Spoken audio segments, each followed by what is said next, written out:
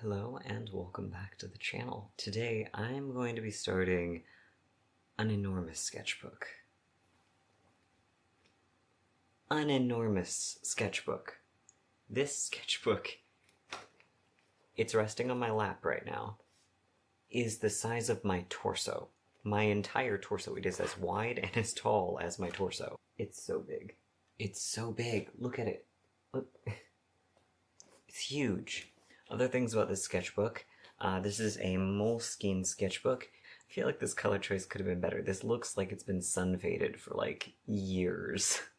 And we are exhibiting all the symptoms of a pleather sketchbook cover, which is to say, it has aged like horse shit. It is covered in scratches and scuff marks, and it looks dirty, even though I have never used it. It has sat on bookshelves and then been moved and rearranged on the same bookshelves. It has literally experienced the least amount of wear it possibly could while being out of the plastic, and the cover looks like shit, so that's why I don't like pleather sketchbook covers. Oh, this is going to be like a draw with me style video. We're going to give this a shot. Who knows? We're hopeful. We're hopeful. But we're not experienced. So, it's huge. It's enormous. Monumental. And I figured today, since we are starting a new sketchbook, we should start it off with something equally big.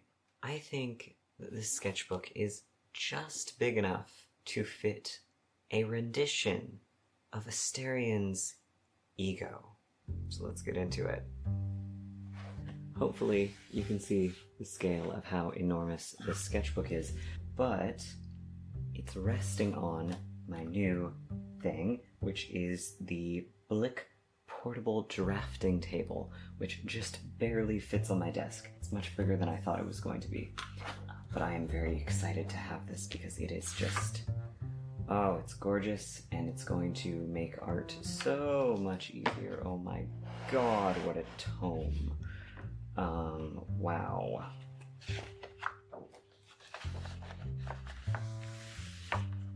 We're going to need to do some aggressive stretching. This first page is over-enthusiastically glued in like 90% of things I get.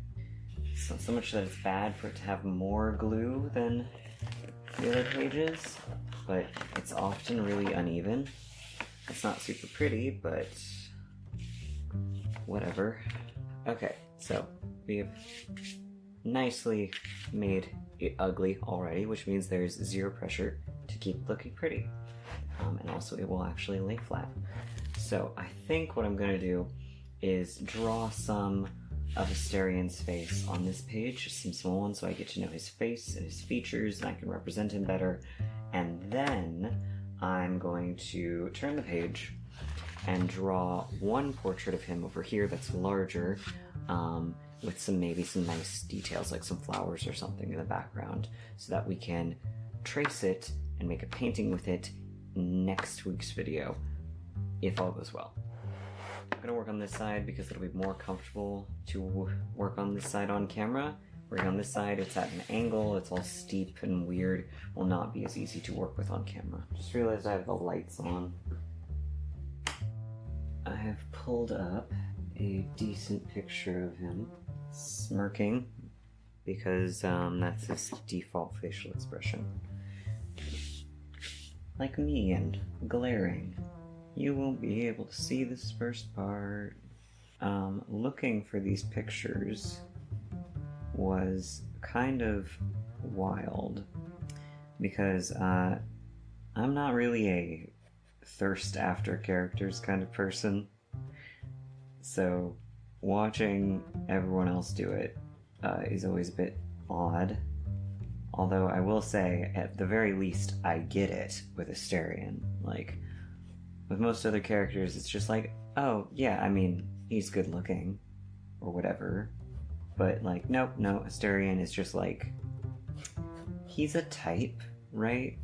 And he might not be your type, but he is like the perfect specimen of the type that he is, you know? But speaking of, like, people thirsting over Astarion, I've seen multiple people calling him baby girl. Like, he's so baby girl. And it's like, yes, absolutely, totally spot on. But then I've also seen multiple people, or at least I've seen one person, I can't remember if it was multiple people with this one, call him a twink, and it's like, no. No, twink actually, like, has a fairly specific meaning, and this man has not been a twink since he was 23, and he immediately stopped being a twink at 24. You can just tell. Or however he ages, because he's, like, an elf vampire or something like that. I'm really hoping I can, like, actually do anatomy while talking. Maybe I should have done my first draw with me with something a little less demanding than human facial anatomy. That might have been smart, but here we are. Another thing I've seen people do when they do fan art of him is that they will not make his eyebrows big enough. And, like, I saw it the first time, and I was like, why does he look so weird? Why does he look so weird? It doesn't really look like anything's wrong. They gave him thin eyebrows, and it was just, like, really off-putting.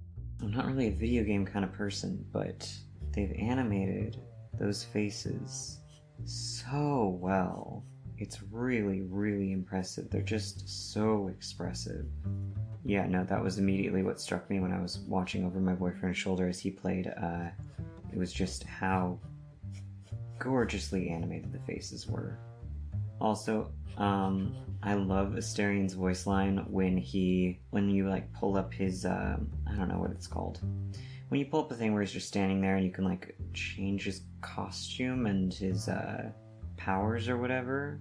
Oh, that's wrong. He's got this really long, I don't know what it's called, the space between his nose and his mouth. That's very long on him. But in that one, he has that little voice line, "Careful, I bite." And it's just like, that's perfect. That's perfect. He's got a little smirk, because he's a smug little shit. I love melodramatic vampires, though. They're just so fucking fun. Here, pointy little ears, because he is in fact adorable. Oh no, my video's all blown out. Shit. More's the pity. Let's see. Just being very lazy. Ears are complicated. People talk about, like, hands and shit being difficult. No. Ears are so difficult to get right because they're so detailed.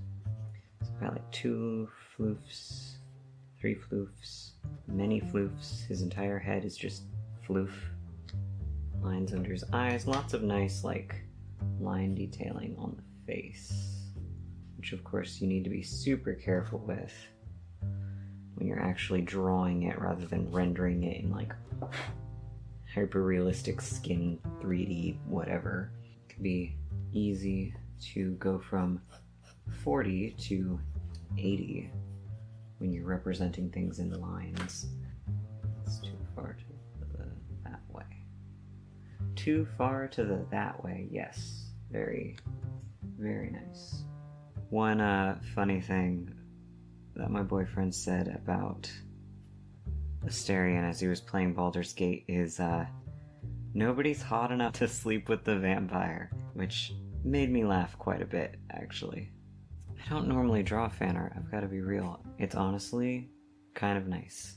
Like, some people do fan art and they go crazy. They go, like, really hard and they come up with all these, you know, insane poses and stuff and make full-on comics and all that. And that's, like, incredible. And I've never been one for even, like, easy fan art. I just, you know, never really found the motivation.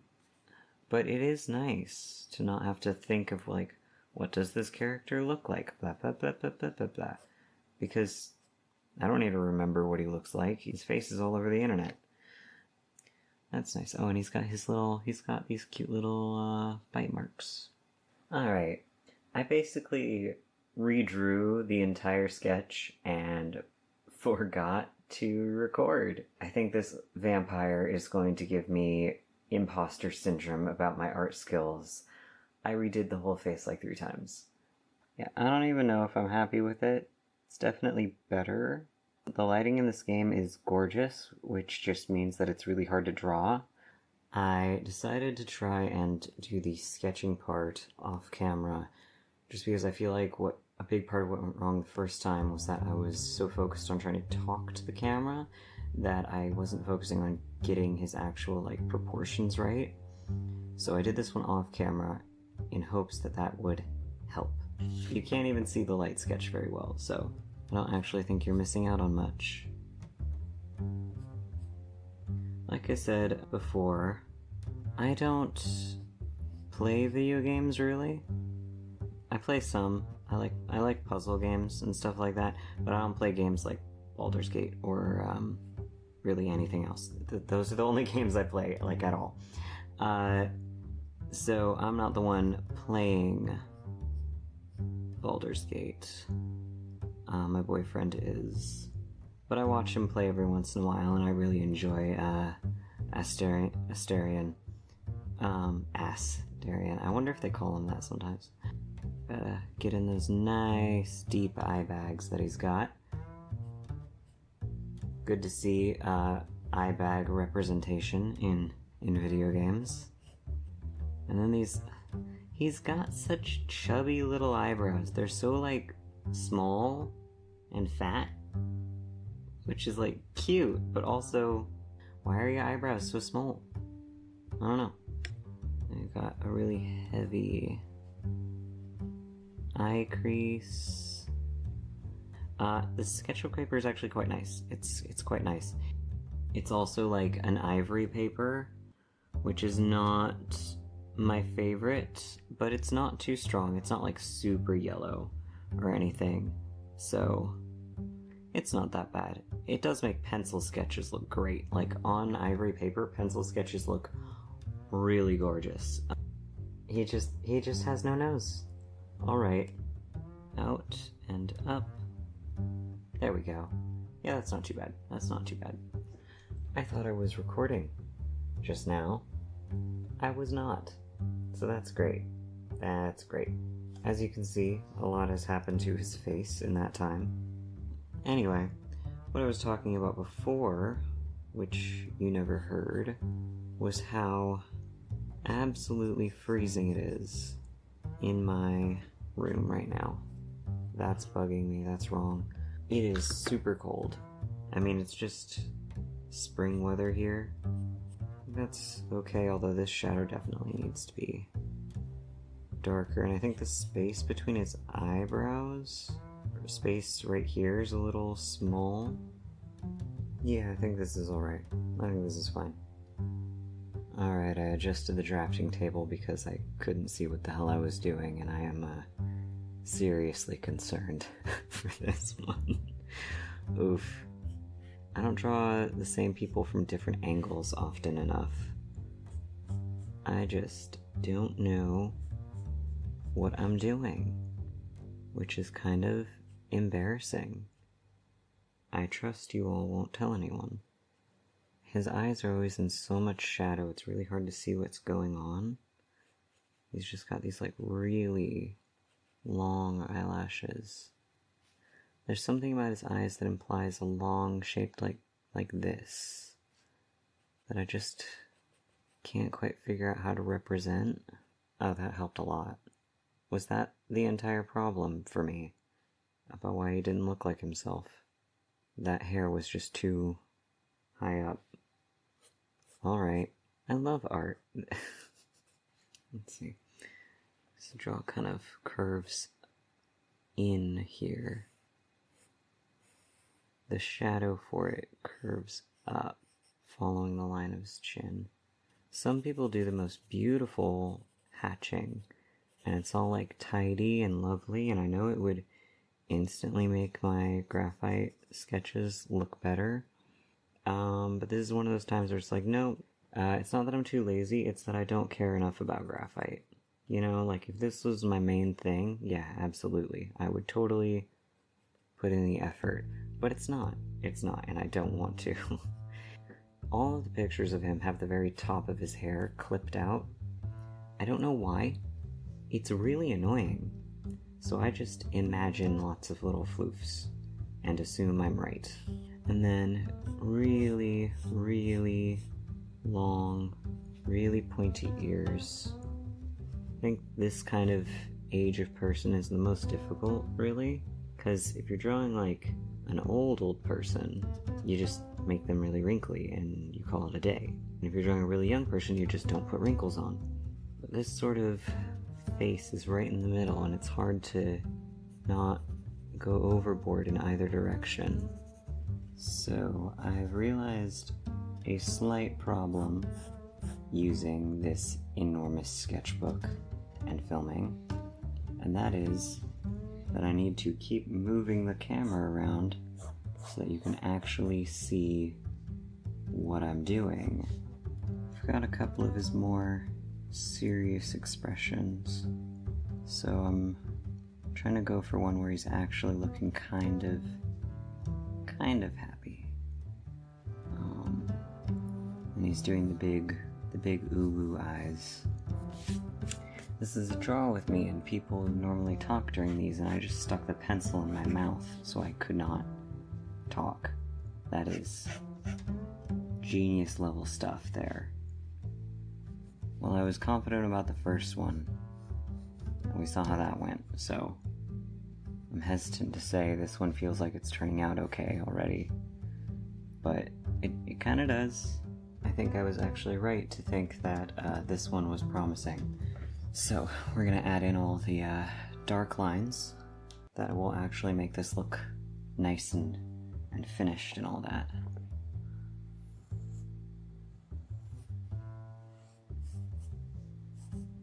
On the one hand, I do think it's totally possible that he spends tons of time on his hair. Like, I think his ego is big enough, but I also think it's possible that his hair just kind of does that, and he's very smug about it. Am I drawing them right? I don't know. And God, these eyebrows are so small and cute. Nice straight nose. I think this one is partially going well because after all the other ones, I'm like all warmed up. Because this one went way faster than the other ones, even though it's like bigger. And I like giving him all his little old man wrinkles, to be honest. One thing I've been coming to learn, because I've been really unhappy with how I draw eyes for a really long time, but I am starting to get the hang of it and get past that. And one thing that I've realized that really, really helps is that the pupil, remembering that the pupil is like a physical thing, not just a dark spot in the eye, and it's got a lens over it that kind of sticks out. So that part of the eye is raised a little bit, and it'll change the shape of the top lid and kind of push it up and make that part rounder. And if you pay attention to that, it really does a lot for making the eye look right. It changes so much. And so if they're looking off to the side instead of dead on, the eyes are going to be affected by that in different ways, and they'll actually end up slightly different shapes. And that's normal, and that looks right for them to be asymmetrical in that way. And another thing I learned that really helped, and I just kind of figured this out through observation, really, both of like real eyes and other people's work, that there's two lines on the bottom eye of the eye, right? It's the water line. So there's one line that's against the eyeball, and then there's one that's like against the skin. That's the outside of the skin, right? And the one that's against the eye will curve around the eyeball and be rounder, but this one will stick out right here, and that made a big difference. That one will go out and kind of meet this eyelash more so, and this one will curve around the actual eyeball, and I'm screwing up the drawing to try and demonstrate it to you. But, you know, I hope you get that, because, oh, it made such a huge difference in my art to actually finally realize that. Because some stuff, like if you're in like a really fancy school and stuff, they might teach you stuff like that. But some stuff, if you're just learning online from like tutorials and then pictures and stuff, can be hard to realize if it's not pointed out to you. Because the people making these tutorials and stuff, they're not professional educators in art. You know, they don't have, or they aren't necessarily professional educators in art. So they don't have the years of experience to realize what people don't notice in a classroom setting. And so they can miss stuff like that. Let's see, that kind of continues down. He's got this very dark shaded eyes that are so pretty. You know, I just said that I think his hair might be natural. It might just, you know, dry like that when he washes it or something. I 100% believe he wears eyeliner, though. You cannot tell me that what's going on with his bottom lashes isn't eyeliner. Bottom with his bottom, with his waterline. I think I'm gonna add a little bit of the cool gray around, like, in his hair and in the shadows of his face. And this will kind of help to make his face look a little warmer by comparison. And then we can just wash it out, and we can see it turns this really beautiful teal color. Yeah, that looks good. He looks nice and dead. He actually has quite a bit of blue all over the place in this one. Alright, I finished adding all of the blue, and I've added a little bit of a purpley gray tone to some of them. And now I've added some of this orangey color to his eyes. I'm pretty sure his eyes are red, but they show up a lot of different colors. Sometimes it's red, sometimes it's almost kind of gold, sometimes it looks more brown. So I thought this would be a really good color for that. I might go in with some red later, but I think this is actually pretty close to how it looks. And I want to add some of this port color, a little bit around the mouth, and then a little bit on the ears as well. Yeah, I want to use this around the eyes. This is kind of like his eye color. Sometimes it looks like he's got some like heavy red eye makeup on, and sometimes it does not. Alright, so I like how the colors have turned out, but we have lost some of our darks. So I'm gonna go in with this to bring them back out. Oh, of course it's bleeding. Great. I'm gonna find a different pen. This'll have to do. This is also bleeding. Okay. It's not wet, so I don't know why it's bleeding so badly. I found this, which doesn't seem to be bleeding much, or at least it's nice and thin, so this isn't even black, it's purple, but I don't know, it might look good actually. I know this one might not be my most accurate drawing of him, but I do like it a lot. I think it's really pretty. Alright, that looks good. I'm really happy with how it turned out. I'm pretty happy with the sketchbook. It's enormous and kind of weird to work in a sketchbook this large, but I found it really enjoyable, and it definitely takes pencil very, very well. I hope you enjoyed. If you did, like, subscribe, leave a comment if you're feeling saucy. Why not let me know what your favorite Baldur's Gate 3 character is? We all know who it is. We all know who it is, really. And yeah, I'll see you next time.